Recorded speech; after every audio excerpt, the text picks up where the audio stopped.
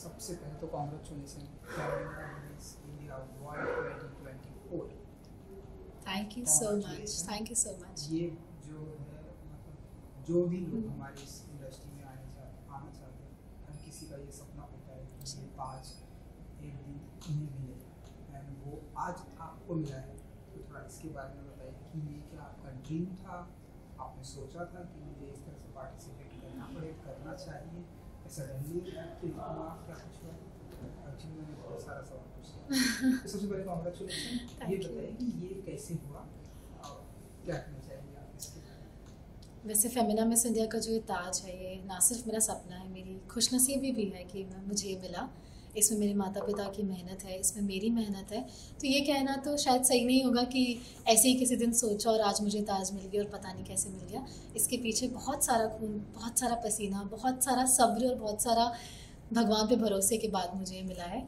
और ये कहना चाहूँगी कि आप अगर कुछ भी सपना देखते हैं तो उसमें एक लॉजिक ज़रूर होता है कि यार इस वजह से आप ये सपना नहीं पूरा कर सकते। या मेरे केस में देखें तो मैं उज्जैन से थी और किसी ने किया नहीं था उसके पहले मिस इंडिया। मेरा ऊपर एक्चुअली इतने सारे लोगों का हाथ नहीं था जो मुझे गाइड कर पाए कि मिस इंडिया में क्या करना चाहिए, क्या नहीं करना चाहिए।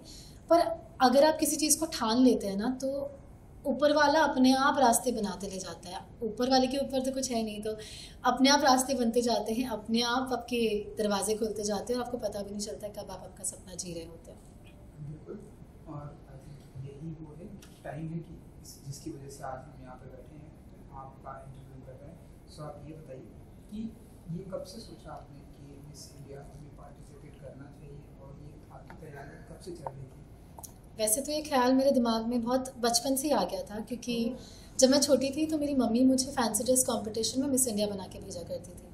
तो उस वक्त तो मुझे उस चीज़ की कीमत उतनी नहीं पता थी कि एक मिस इंडिया होना होता क्या है, एक ताज सिर पे रखना क्या होता है। मुझे बस इतना पता था कि मुझे स्टेज पे रहना बहुत अच्छा लगता है, मुझे ये ताज पहन के चलना और ऑडियंस के सामने बोलना और फिर जीत जाना फैंसी ड्रेस कॉम्पिटिशन मुझे बहुत अच्छा लगता है। तो मुझे मिस इंडिया बनना है। वहाँ से लेके यहाँ तक के सफ़र में मुझे मिस इंडिया की वैल्यू एक तो समझ में आई, उसकी रिस्पॉन्सिबिलिटी समझ में आई। और जब मैं ग्रेजुएशन कर रही थी मेरे कॉलेज में, मैं रंगमंच से जुड़ी हुई हूँ, तो मैं 7 सालों से थिएटर कर रही हूँ। तो थिएटर के दौरान मुझे अपने बारे में एक चीज़ ये पता चली कि मुझे कहानियाँ कहने का बहुत शौक़ है और मेरे अंदर एक भारत माता के लिए एक जुनून है। तो मुझे लगा कि इस बार भारत माता की कहानी कहते हैं, ना किसी शेक्सपियर के कैरेक्टर की, ना किसी कालिदास की रचना की, पर भारत माता की। इसीलिए मैं मिस इंडिया में आई। सो आप तो कितने किरदार कर लिया, थिएटर प्ले कर लिया आपने, मुझे बताया कि सीता का आपने किया है एंड कौन-कौन से किरदार को आपने प्ले किया है अभी तक? मैंने कई सारे किरदार प्ले किए। मैंने मराठी नाटककार एक बहुत बड़े विजय तेंदुलकर जी, उनके विरासत नाटक में अम्मा का कैरेक्टर किया जो मुझे बहुत पसंद है। मैंने अगर हमारे माइथोलॉजीज़ की तरफ जाया जाए तो रामलीला में सीता का किरदार तो मैं 5 साल से निभाती आई रही हूँ। मैंने कृष्ण लीला में राधा का किरदार किया है। मैंने 2 नाटकों का निर्देशन भी किया है और इसी तरह से कुछ 60 के करीब मैंने नाटक अपने जीवन में करे हैं, कभी प्राइमरी कैरेक्टर्स में तो कभी कोरस बन के भी, पर मेरा रंगमंच के साथ साथ हमेशा जुड़ा रहा है। आपने निर्देशन भी किया, आपकी ये वर्ड सुन के मुझे एहसास होता है कि आपकी हिंदी भी बहुत अच्छी है जी। सो ये बताइए कि जब आप यहाँ पर आपका ये सारी चीज़ें पार्टिसिपेट एंड ये सब कुछ चल रहा था, तो कई सारे लोग थे पार्टिसिपेट, तब आपको कहीं ऐसा लगा कि नर्वसनेस, आपको कहीं ऐसा लगा कि आई डोंट नो कि मैं विनर होंगी या होंगी नहीं होंगी, या फिर जीतूंगी या नहीं जीतूंगी, या फिर मुझे कभी बीच में ऐसे क्विट कर देना चाहिए, स्टूडेंट्स होते हैं। आप बताइए क्या चल रहा था जब ये कई सारे आपके कॉम्पिटिटर आपके पास में सब थे?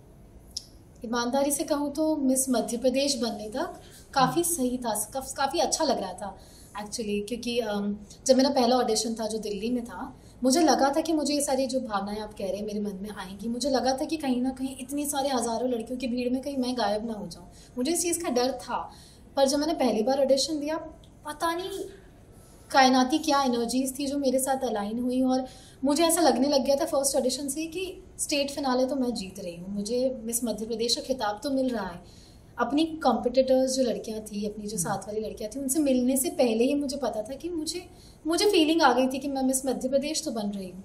लेकिन जब मैं मिस मध्य प्रदेश बनी, उसके बाद हमारी बहुत डिटेल में ट्रेनिंग स्टार्ट हुई, हमारी बातचीत स्टार्ट हुई और मैंने देखा कि 30 स्टेट से जितनी भी कंटेस्टेंट्स आई थी सभी काफ़ी खूबसूरत, काफ़ी इंटेलिजेंट और सबकी लाइफ काफ़ी इंस्पिरेशनल रही थी। तो मुझे कहीं ना कहीं लगा कि कहीं मैं खो ना जाऊँ, इस जगह में कहीं खो ना जाऊँ, और क्या पता मैं जो सपना लेके आई हूँ, क्योंकि सभी वो सपना लेके आए हुए थे, तो जो डिजर्विंग होगा वही जीतेगा। तो कहीं ना कहीं एक दिमाग में था कि हो सकता है कि मैं शायद नहीं जीतूँ। और बीच में कई बार ऐसे मोमेंट्स आए भी जब मुझे लगा कि नहीं, ये मेरे लिए नहीं है या मैं नहीं कर पा रही हूँ। पर उस समय पे मुझे लगता है कि उन लोगों को हमें देखना बहुत ज़रूरी होता है जिन्हें आप में विश्वास होता है, जिन्हें आपको बचपन से देखा होता है। तो मैं अपनी मम्मी से कॉल करके बात कर लिया करती थी, बहुत हैक्टिक शेड्यूल होता था, लेकिन मैं मम्मी से ज़रूर बात कर लेती थी। तो मम्मी की बातों में मुझे एक आश्वासन हमेशा मिलता था कि बेटा कुछ नहीं होगा तो तजुर्बा होगा, इसलिए जो कर रही है उसमें 100% अपना दिल लेके कर और भगवान सही सब कुछ सही करेंगे। और मेरे पापा मुझसे कहते थे कि बेटा तो मुझसे अगर 1000 रुपये मांगने आएगी तो मैंने तुझे 1000 रुपये दिए हैं, देता हूँ मैं। तो मैंने कहा पापा 1000 तो देते ही हो, कभी कभी ज़्यादा भी दे देते हो। तो पापा ने बोला एग्जैक्टली ये भगवान भी करते हैं, तूने भगवान से कुछ मांगा है ना तो वो उतना तो देंगे ही, अगर उतना नहीं दिया तो सोचना कि उससे ज़्यादा देने वाले हैं वो।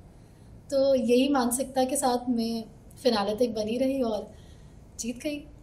देन जिस दिन ये आपने ये क्राउन जीता तो कुछ एक सवाल भी करते हैं लोग आपसे, जो आप जो जजेस होते हैं कि भाषा में महान जी कहते हैं, तो बताइए क्या क्या सवाल पूछा गया आपसे उस समय और क्या रिप्लाई था आपका? मुझसे काफ़ी सारे सवाल पूछे गए थे ड्यूरिंग द पैजेंट।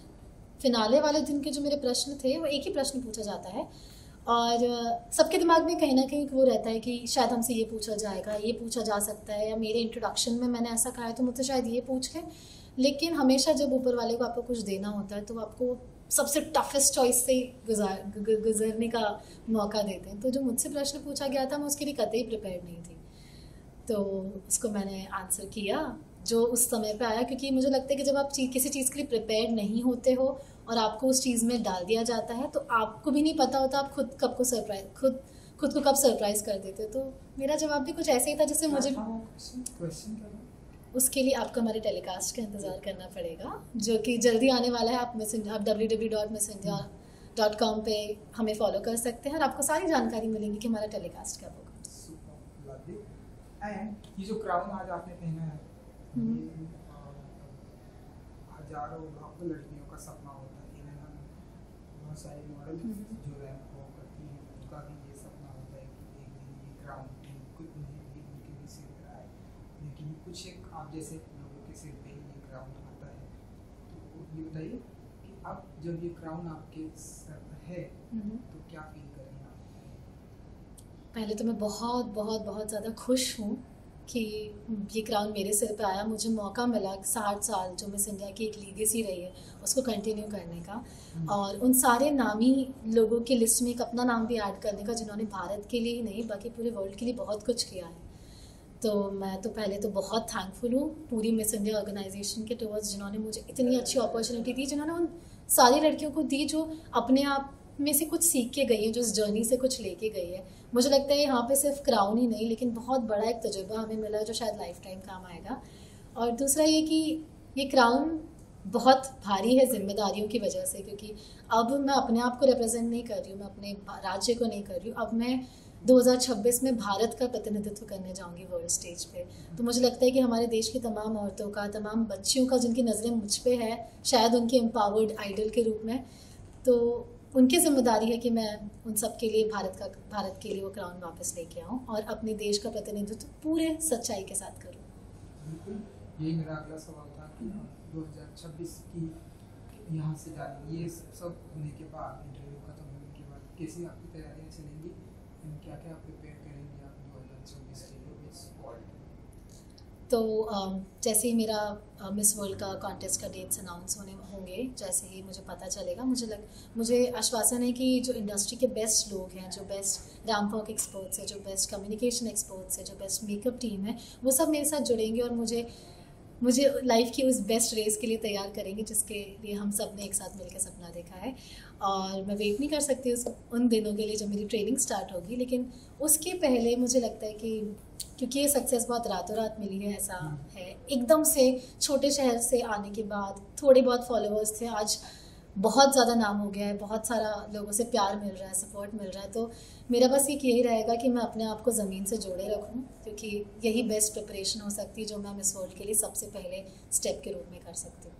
बिल्कुल, तो बहुत सारे मिस वर्ल्ड हमारे इंडिया को मिले हैं और वो सभी आज बहुत ही अच्छा कर रहे हैं, चाहे ऐश्वर्या की जी और भी बहुत सारी। सो अब उन सभी का रास्ता कहीं ना कहीं फिल्म इंडस्ट्री की तरफ जाता है और आज वो अपनी इंडस्ट्री में बहुत अच्छा कर रहे हैं। तो ये 2024 की तैयारी है, तो आप डेफिनेटली करेंगे। उसके बाद क्या आपके दिमाग में कहीं कुछ ना कुछ एक्टिंग भी आता है कि आपको एक्टिंग करना है, क्योंकि आप थिएटर से जी जी जी इसलिए सवाल है कि एक्टिंग भी हम आपको देखेंगे फिल्म इंडस्ट्री में एक्टिंग करते हुए? जी बेशक, मैं अपने आप को बतौर एक्टर, बतौर अभिनेत्री मैं खुद भी देखना चाहती हूँ, अपने माँ बाप के लिए भी फिल्में करना चाहती हूँ और मेरा पैशन रहा है एक्टिंग हमेशा से। मैं 7 साल से मैंने रंगमंच से खुद को जोड़े रखा है। इनफैक्ट मैंने अपनी जो ग्रेजुएशन है वो भी मैंने परफॉर्मिंग आर्ट्स में की है, जो आमतौर पर लोग करते नहीं हैं। तो मेरा पैशन क्राउन की वजह से नहीं है कि मुझे क्राउन मिला है तो मुझे फिल्में मिलेंगी और मैं करूँगी। क्राउन के साथ भी, क्राउन के बाद भी और क्राउन के बिना भी एक मेरे अंदर की अभिनेत्री हमेशा से फिल्में करना चाहती थी और मैं बिल्कुल करना चाहूँगी। बिल्कुल। एंड क्योंकि आप जैन से हैं, महाकाल की नगरी से हैं, तो अगर आपको फ्यूचर अगर आपको कुछ जैन के लिए अगर आपको कुछ करने का मौका मिले तो क्या होगा जो आप कुछ ऐसे अच्छी सलाह चाहेंगे? मुझे लगता है उज्जैन की संस्कृति बहुत रिच है। उज्जैन के लोग आज भी बहुत, आप देखेंगे तो बहुत ज़मीन से जुड़े हुए लोग हैं। ऐसा नहीं है कि वो मॉडर्निटी में या फिर प्रोग्रेस में विश्वास नहीं करते हैं। उज्जैन बहुत डेवलप हो रहा है, बहुत प्रोग्रेस कर रहा है। एजुकेशन से लेकर एम्प्लॉयमेंट तक हर सेक्टर में उज्जैन का डेवलपमेंट है।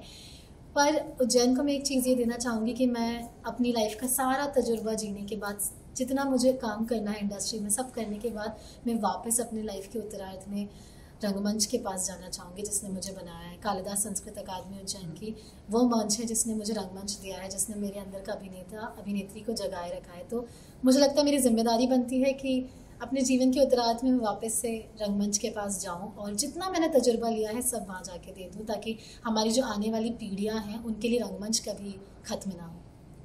एंड एक सवाल जो मैंने पूछना था भूल गया कि what was your mom dad reaction when पता चला कि आप प्रेग्नेंट हो गई हैं, राम आपके पास है, एंड क्या वो यहाँ उस टाइम पे अवेलेबल थी, आपने फ़ोन किया, क्या कुछ हुआ अगर आपको पता चला?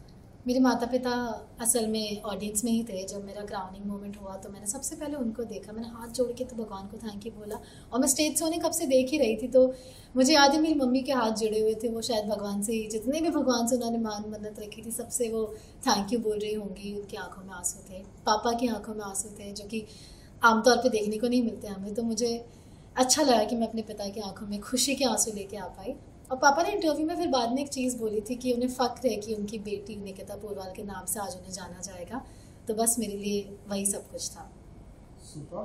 एंड क्योंकि रातों रात आपके फॉलोअर भी हम देख रहे बढ़ गए हैं और बढ़ते ही जा रहे हैं, अपने फैंस के लिए अगर आप कुछ बताना चाहें कि जो आप 2024 की तैयारियां भी करने वाली हैं, कुछ कहना चाहेंगे अपने फैंस के लिए जिन्होंने आपको इतना प्यार दिया? जी, पहली बात तो आप सभी का बहुत बहुत बहुत दिल से हाथ जोड़ के नमन और आभार, जो आपने मुझे आपकी विनर के रूप में एक्सेप्ट किया और मुझे इतना सारा प्यार दिया, मुझे इतना सारा सपोर्ट दिया।